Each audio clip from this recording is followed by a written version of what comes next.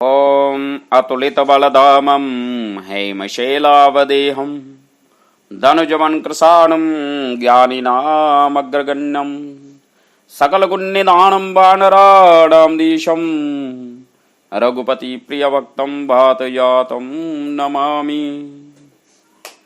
जम्मू दर्शन channel के श्रोताओं का जम्मू दर्शन चैनल में हार्दिक अभिनंदन। आज की पंचांग इस प्रकार से है। आज चैत्र मास जिसकी प्रविष्टा 29 है, वैशाख कृष्ण पक्ष है, जिसकी आज पंचमी एवं षष्ठी तिथि है, मंगलवार है, ज्येष्ठा नक्षत्र है, वरियान योग है, तैतिल करण है एवं वृश्चिक राशि का चंद्रमा है। ये रही आज की पंचांग। आज हम आपके लिए जम्मू दर्शन चैनल के माध्यम से नया टॉपिक, एक नई कथा लेके आए हैं। क्या आपने कभी सोचा है कि शालिग्राम और तुलसी जी का विवाह क्यों किया जाता है? कौन है शालिग्राम और कौन है तुलसी, और क्यों लगाई जाती है घर से बाहर? इसके लिए हम इनकी कथा आपके सामने प्रस्तुत करने जा रहे हैं। प्राचीन समय की बात है कि एक जलंधर नामक राक्षस था, जिसने स्वर्ग में जाकर उत्पात मचाया था। कई बार उसका युद्ध जो है देवताओं के साथ हुआ और देवता उससे परास्त होते रहे, और देवता चिंतित हो गए कि ऐसे अगर ये हम पर आक्रमण करता रहा तो एक दिन ये स्वर्ग पर अपना अधिकार कर लेगा। इससे देवताओं में त्राही त्राही मच गई और देवराज इंद्र आदि सभी देवता जो है वह ब्रह्मा जी के पास गए और ब्रह्मा जी से कहने लगे कि राक्षस जलंधर ने बहुत उत्पात मचा रखा है, वो स्वर्ग को हड़पना चाहता है, स्वर्ग पर अपना अधिकार करना चाहता है, इसलिए हे पितामह हमें उससे छुटकारा दीजिए।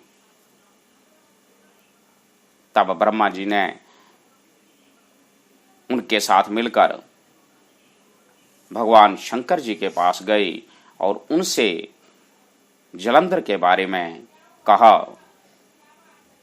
तब शिव जी भी उनके साथ मिलकर भगवान विष्णु जी के पास आए और भगवान विष्णु जी की स्तुति करने लगे। सभी देवता उनकी स्तुति से प्रसन्न होकर भगवान विष्णु उनसे बोले कि हे देवगण, हे पितामह ब्रह्मा एवं हे आदिदेव भोलेनाथ जी, आप किस लिए जहां पर पधारे हैं और किसके लिए आपने मेरी स्तुति की है? तब सभी देवतागण बोले कि प्रभु, जलंधर नामक राक्षस जो है वो देवताओं को परेशान कर रहा है एवं स्वर्ग पर अपना अधिकार करना चाहता है, और जो भी देवता उसके साथ युद्ध करता है वह उससे परास्त हो जाता है। अतः अब आप ही कोई उपाय बताइए। तब सब देवताओं को पता चला कि जलंधर की जो पत्नी है वृंदा, वो भगवान विष्णु जी की परम भक्त है। भगवान विष्णु बोलने लगे कि जलंधर की जो पत्नी है वह मेरी बड़ी परम भक्त है, वह बड़ी मेरी आराधना करती है, मुझ पर बड़ा विश्वास रखती है, तो मैं जलंधर को कैसे मार सकता हूं? तब सभी देवताओं ने बार बार भगवान विष्णु जी की स्तुति की और उनसे प्रार्थना की कि प्रभु, अब आप ही हमें जलंधर से जो है बचा सकते हैं, उसके भय से मुक्त कर सकते हैं। तब सभी देवताओं के बार बार स्तुति करने पर भगवान विष्णु जी ने जलंधर का जो है संहार कर दिया। जब वृंदा को पता चला कि उसका पति जलंधर मारा गया,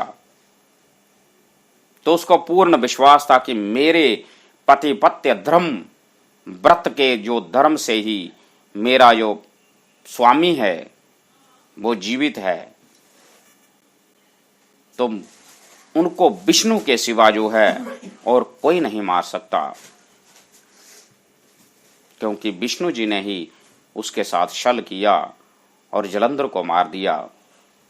तब वह क्रोधित होकर भगवान विष्णु जी को कहने लगी कि प्रभु, मैं आपकी परम भक्त हूं,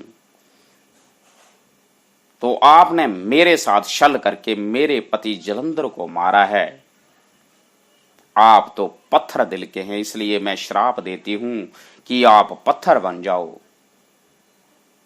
तो भगवान विष्णु जी ने वृंदा का जो श्राप था उसको हंसते हुए स्वीकार कर लिया, और भगवान जो है शिला रूप, जिसको हम शालिग्राम बोलते हैं, उस रूप में उसको सभी जो है उसके श्राप को स्वीकार कर लिया और शिला रूप बन गए। फिर भी उन्होंने प्रसन्न होकर वृंदा को भी एक मनवांछित वर मांगने के लिए कहा, परंतु वृंदा क्रोध में थी। फिर भगवान विष्णु जी ने उसको समझाया कि वृंदा, तू तो मेरी परम भक्त है, परंतु तुम्हारा जो पति जो स्वामी था जलंधर, वो बिल्कुल तेरे विपरीत कार्य कर रहा था, वो अधर्म में लिप्त था, इसलिए उसका जो संहार था उसको मारना बड़ा जरूरी था, इसलिए मैंने उसका जो है देवताओं के हित के लिए उसका संहार किया है। तब जो वृंदा का थोड़ा क्रोध जो है वो शांत हुआ, तो भगवान विष्णु जी ने कहा कि वृंदा, तुम मेरे से कोई वरदान मांग ले। तब वृंदा बोली कि प्रभु, मेरे स्त्री के लिए जो सबसे बड़ा वरदान है उसका पति होता है, वही आपने मेरे से छीन लिया, मेरे पति का आपने संहार कर दिया, उनको मार डाला, तो अब मुझे और क्या चाहिए। तो भगवान विष्णु ने खुश होकर प्रसन्नता से उसको ये वरदान दे दिया कि वृंदा, अगले जन्म से मैं तुम्हारा पति रहूंगा, पर रहूंगा उसी रूप में जो तुमने मुझे बनाया है। कहने का मतलब शिला रूप, जो शालिग्राम रूप में, जो कि गंडक नदी है नेपाल में, वहां से निकलते, जैसे नर्मदेश्वर शिवलिंग नर्मदा नदी के जल से निकलते हैं, उसी प्रकार जो है वो शालिग्राम जो है वो गंडकी नदी है नेपाल में, वहां से निकलते हैं। तो उन्हीं का जो है हम तुलसी जी के साथ विवाह कराते हैं। तो वही वरदान जो भगवान विष्णु जी ने वृंदा को दिया कि अगले जन्म से मैं तुम्हारा पति बनूंगा, लेकिन बनूंगा उसी रूप में जो तुमने मुझे श्राप देके बनाया है, शिला रूप, जो शालिग्राम रूप है। तो वही जो वृंदा थी वो अगले जन्म तुलसी बनी। इसलिए तुलसी जो है घर के बाहर लगाई जाती है, क्योंकि अंदर का जो स्थान है वो भगवान विष्णु और लक्ष्मी जी का है। इसलिए वृंदा को उन्होंने तुलसी रूप में अगले जन्म में जो है स्वीकार कार्य किया, और तभी तो शालिग्राम और तुलसी जी का विवाह करवाया जाता है।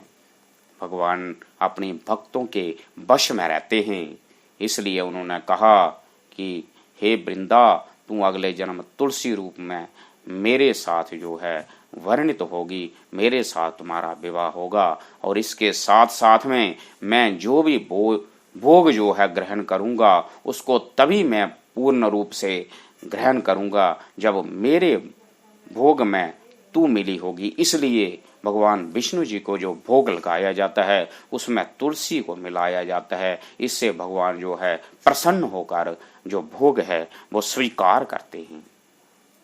भगवान विष्णु और वृंदा जी की ये अद्भुत कहानी है। आप लोग सुनकर इसको पसंद करके हमें लाइक, कमेंट और शेयर कीजिए इसको, ताकि हम आपके लिए ऐसे ही धार्मिक और कथाएं प्रस्तुत करते रहें। आप लोगों का सहयोग हमें मिलता रहे। बोलिए विष्णु भगवान की जय।